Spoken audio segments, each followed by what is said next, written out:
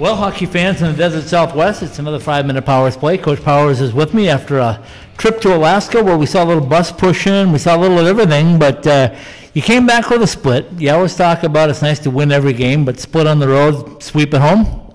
Yeah, no, and look, that's a good team. Like they're good. Like they're way better than they were last year, and the job that their staff's done is really impressive. So they're tough to play against.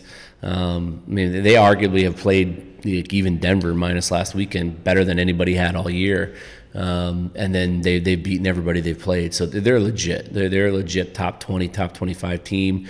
So it's a good split. I think that obviously Friday we felt like as a game we didn't play well, but it was winnable. We were right there, and it took us 2 periods to adjust on that ice.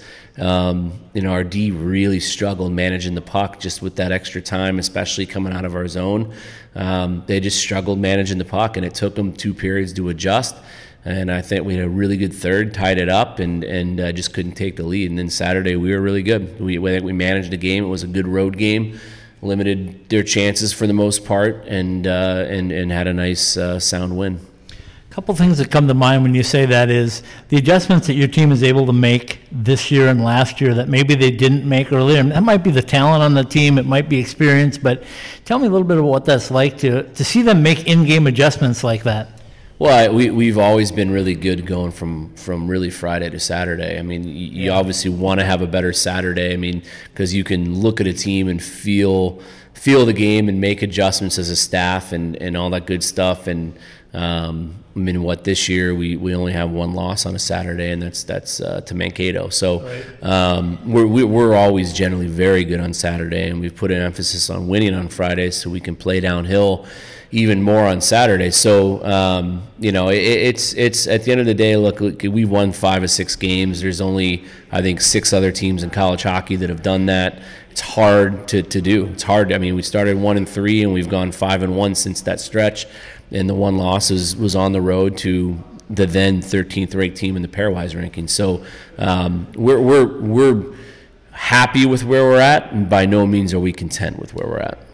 That's a good way to put it. Tell me a little bit about Josh Maniscalco's weekend. He was as good or as he's been forever, but he was really good, wasn't he? Yeah, man, he just gets better and better. I mean, the secret's out. He's there's no hiding him. Like there's generating a lot of interest, obviously from the highest level in the world now, and he should be because he's that good.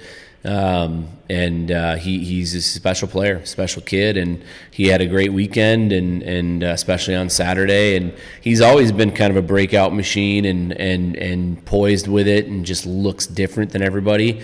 And now he's starting to score, so it's his game's really coming together, and he's a good one. Has he done something different to score, or is the puck just going in now?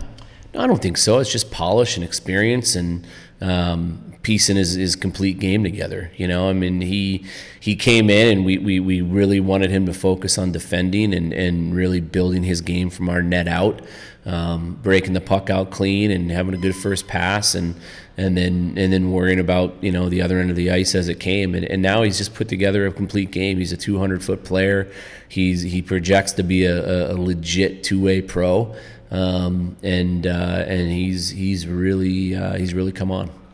Okay, Evan DeBrouwer got another shutout. Tell me a little bit about Evan and what you've personally seen in Evan from the start of the season until right now. Just confidence, poise.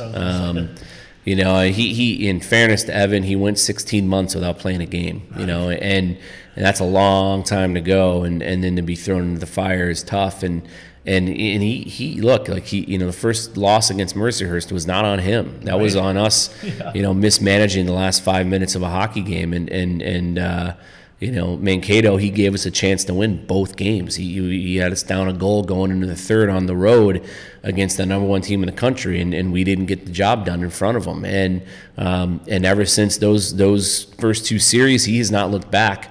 He's 5-1 in his last 6, just like the team is, and he's winning us games. He's a hell of a goalie.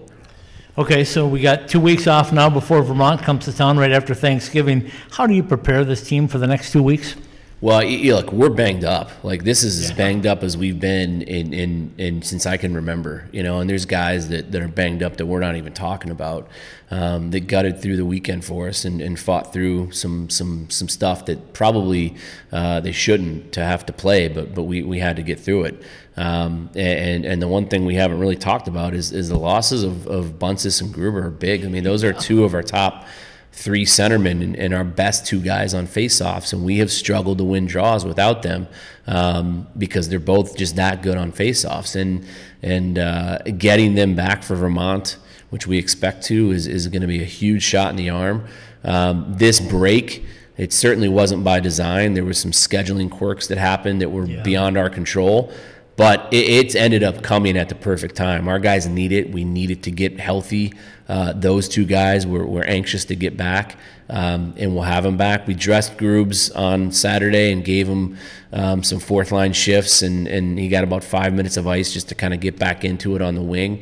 And so he's going to be ready to go, and we expect Phil to be ready to go. And having those guys back will allow us to do so much more, and we got some guys in the back end that are banged up too, so we need this break.